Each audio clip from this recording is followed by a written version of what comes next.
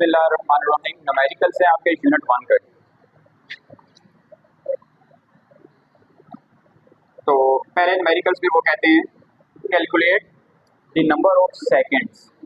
Seconds में calculate करें किसको, एक दिन में कितने सेकंड्स होते हैं, एक वीक में कितने सेकंड्स होते हैं, एंड एक मंथ में कितने सेकंड्स होते हैं। मैं तीनों को अलग अलग लिखूंगा, ठीक है। और कैसे कैलकुलेट करते हैं, सबसे पहले हम ए वाले को लिखेंगे, डे।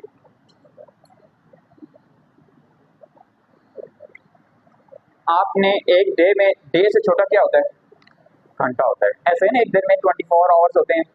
आपने क्या करना है, 24, अब आवर्स का जिक्र आ गया, और एक आवर में मिनट्स कितने होते हैं, 60 मल्टीप्लाई 60, और फिर एक मिनट में कितने सेकंड्स होते हैं, हमने सेकंड्स तक जाना है ना, तो सेकंड्स तक जाएंगे, मल्टीप्लाई 60। तो 1 डे में किसकी इक्वल होता है, इसको आप मल्टीप्लाई करोगे, 24 मल्टीप्लाई 60 मल्टीप्लाई 60, ये होगा 86,400। एक दिन में इतने सेकंड्स होते हैं। आपने बुक के न्यूमेरिकल्स की एक शर्त पूरी कर दी, सेकंड में लिखा, उसने कहा है कि state your answer using SI prefixes. आपकी बुक पे टेबल बना हुआ है प्रीफिक्सेस का, वो किलो, मेगा, नैनो, मिली वगैरह, इसमें आप वो प्रीफिक्सेस यूज करें।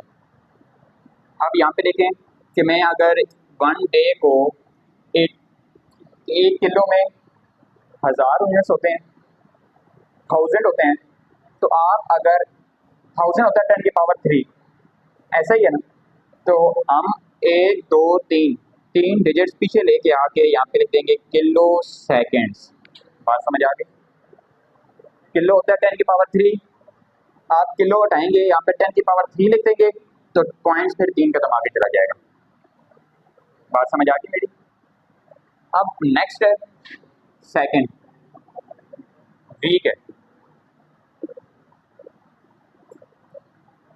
अब वीक के लिहाज से चलना है, वीक से छोटा क्या होता है, डे होता है, दिन होता है। एक वीक में कितने दिन होते हैं, 7,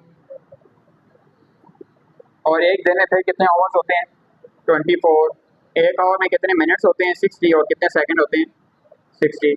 अब आपने लिखना है एक वीक में कितने सेकंड्स होते हैं, इनको आप मल्टीप्लाई कर दोगे तो आपके पास बन जाएगा 6,04,800 सेकंड्स।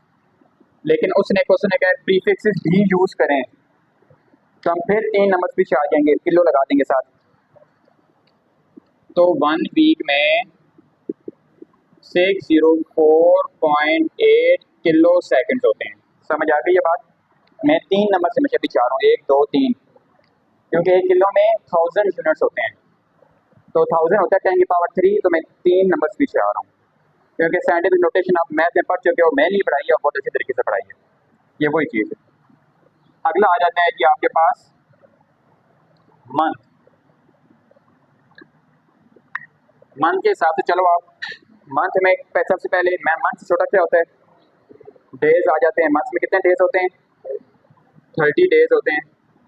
डेज में फिर आवर्स आ जाते हैं, घंटे आ जाते हैं 24, फिर एक आवर में 60 मिनट्स, और 60 मिनट्स में 60 सेकंड्स। आप इसको कैलकुलेट करोगे 30 इंटू 24 इंटू 60 मल्टीप्लाई 60, ये बन जाएगा आपके पास एक मंथ में 2592000 सेकंड्स होते हैं। अब देखेंगे ये इन दोनों से बहुत बड़ा बन गया है।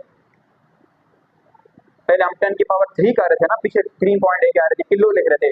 अब हम इसको 10 पावर 6 भी कर सकते हैं, क्योंकि 6 से ज़्यादा वर्ड्स हैं। देखो 3 और 3 6 से ज़्यादा वर्ड्स हैं, ऐसा ही है। और 10 की पावर 6 किसके इक्वल होता है, आपने प्रीफिक्स से पढ़ा है, मेगा की इक्वल होता है, एम लिखते हैं मेगा।